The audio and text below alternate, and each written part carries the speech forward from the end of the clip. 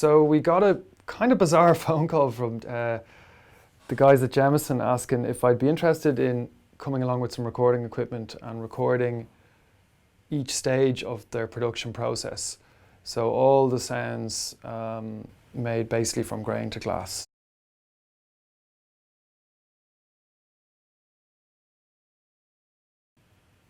I guess it was interesting enough that we kind of went, okay, this could be cool. And the bit that jumped out at me about it was that it would kind of limit my palette, I suppose, creatively. So that was really appealing in that I could be limited to, I suppose, source material that was never meant to be musical, and to try and make it a song from that. That was the draw for me.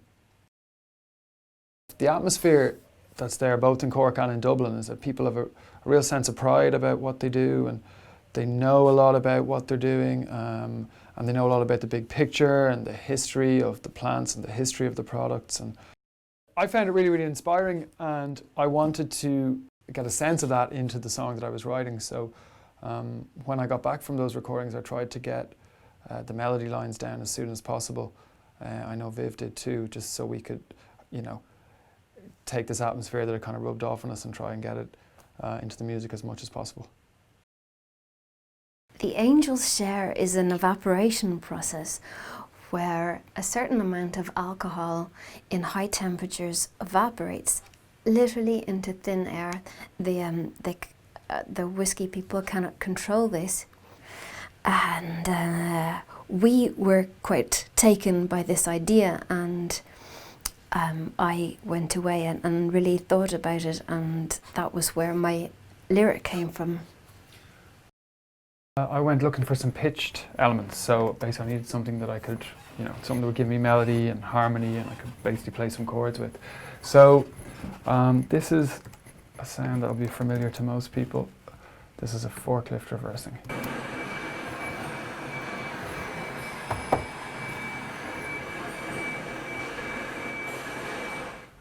Okay, so I wanted to make a kind of an organ out of that. So what I did was I just took one of the beeps and isolated it.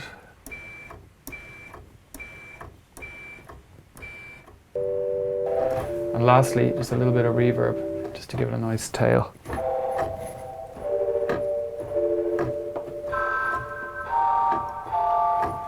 We should be able to recognize this.